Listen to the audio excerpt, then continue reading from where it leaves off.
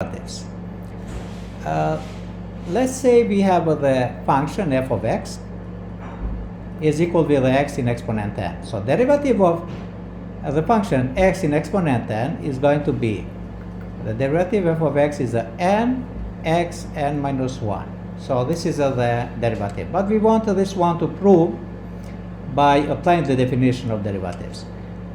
But before I go there, first of all, let's analyze a little bit the Pascal triangle. We already know those are the coefficients of Pascal triangle. If we have, for example, a plus b, the binomial, in exponent 0, this is equal with 1. If we have a plus b in exponent 1 is going to be a plus b, but the coefficients are 1 and 1. Is 1 in the front of the a and 1 in front of the b. Now if we are going, for example, in the third one here, if we have a plus b in the square, so as we see here is going to be a squared plus 2ab plus b squared, so the coefficients are 1, 2, 1. If we are going, for example, in a plus b cubic, we have this is the first coefficient, but one thing what I want here to point it out is, for example, here is a 2, the second term here is 2. Whatever is degree here, the same value of the coefficient, second coefficient is. If here is a 3, you see here is a 3, and the second coefficient is 3. If we are going, for example, in the other one, a plus b in exponent 4, here is the exponent is a 4, and the second one here is 4. So here is a 3, 3, and this continues forever. But the first coefficient here is 1, and the last coefficient is 1. And if we want here to generalize, and if we want, for example, to find out what are the coefficients for a plus b in exponent n in this binomial, then we already know the first coefficient is going to be 1. And we already know a is going to be in n. The second coefficient, as we said this rule, for example, here is a 4, here is 4, so the second coefficient is going to be equal with whatever exponent is here, so it's a n. And this is a in exponent n minus 1 times b in exponent 1. In this case here, b was in exponent 0, but whatever is in exponent 0 is 1, 1 times an is an, so that's how we went. And then the other coefficient, how I can find? If we look, for example, the coefficient 3, so in this case here, let's write that this is a a1, this is a a2, this is a3, this is a4, and it goes forever. But imagine here are some points until we go to a defined binomial. Let's say we have in a 7, 8, 9, and 10, and etc. And here is one in n, but it's a defined. And now, for instance, if we wanted to find, let's say this is a a1, a2, a3, a4, a5, etc. It goes forever. And now if we want to find the third one, you see a1 plus a2, it gives 15. 5 plus 5 is 10. Now 10 plus 10 is 20. A plus 2, a plus 3 gives you this one. This term plus this term gives you this one. So just I am denoted this with some values, with some denotation, in order just to make sense of this rule. And now the other one, how I can find? I can find a1 plus a2. a1 plus a2, and this is a in exponent n minus 2 times b in square. If I'm going in the third one, is going to be a2 plus a3 to get this one here, this coefficient. a2 plus a3 in exponent a n minus 3 times b in exponent 3.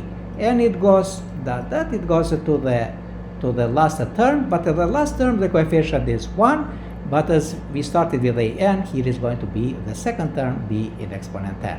So this is the general form of when we have of the expansion of binomial a plus b in exponent n. But now, if we want, now let me go back to this derivative. If we want to find the derivative of f of x, that is x in exponent n, we can find it this way. So let me go here. So this is a f of x. Prime, according to the definition, is equal with a limit h tends to infinity, approaches infinity, and we have a f of x plus h minus f of x, and this is divided by h. And now let me substitute now, instead of x plus 6, let me substitute the function xn. And if I'm substituting the function xn, so let me go back here. So f prime of x, or f derivative of x, is going to be limit h approaches to 0, and we have here x plus h in exponent n minus x in exponent n divided by h. But as we see here, instead of the x plus h in exponent n, we are looking at this formula here and we are writing in this form. Now, f derivative of x is going to be equal with a limit h approaches 0, and we have everything here. Let me write, this is the h, and what do we have here? Here we have x in the h. I'm just applying this formula here. X in the h plus is n, x in n minus 1 time the second is h in exponent 1 is just a h, so like a b1 here, and the other one here is a plus a1 plus a2 x in n minus 2 time h squared plus it goes dot dot dot. Let me go here, but this is going to continue this pattern, and in the end we have a h in exponent n. And now we are to the situation. So now let me write here a derivative of f of x is going to be limit h tends to 0. And now let me go and let me write this a little bit let me, instead of this whole thing, I am separating everything here. But first of all, and I forgot here to write minus xn. So this minus xn here, minus xn. So now what do we have here? So this xn here and x in exponent minus x in exponent here, what we have is the cancels. And what it remains here? Okay, here remains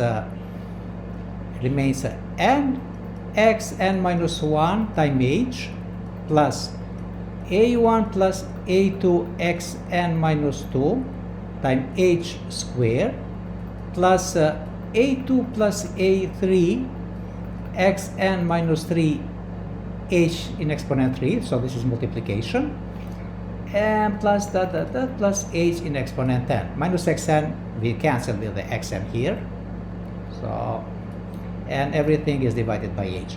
And now let me write this one here in a separate fraction. We can write this form: f prime of x is equal to the limit h tends to 0.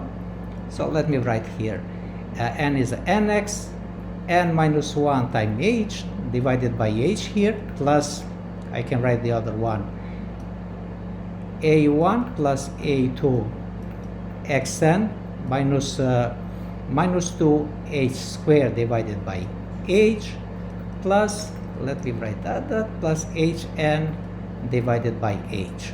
So everything we can write up to here. So now let's see what we can simplify here. We already know we can simplify h here with the h, the squared here with the h, and this n here with the n, and here remains the n minus 1. And what do we have? The derivative f of x is going to be limit h goes to 0, and here remains just the nx n minus 1. So here is a nx n minus 1, and we can write this a plus a limit h goes to 0. What remains here? Here remains the a1 plus a2 times x n minus 2 times h plus, but in every term h is going to increase. Here is h1, and then it's going to be h squared, whatever term it has in the beginning, and it goes up to a limit h goes to 0 and h n minus 1. And everywhere here we are replacing h with a 0 because of the limit of h approaches to 0.